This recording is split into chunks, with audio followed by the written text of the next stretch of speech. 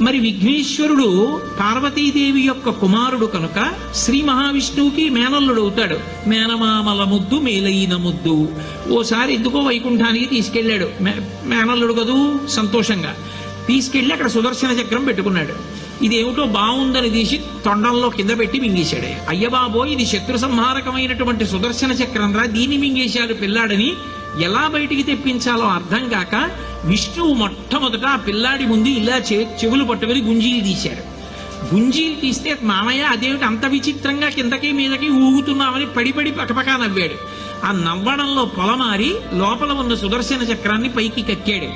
పైకి కక్కడానికి విష్ణువుకి సాధనంగా ఆనాడు గుంజీలు తీశాడు కనుక ఎవరు గుంజీలు తీస్తారో వాళ్ళని చూసి సంతోషించి అనుగ్రహిస్తూ ఉంటాడు.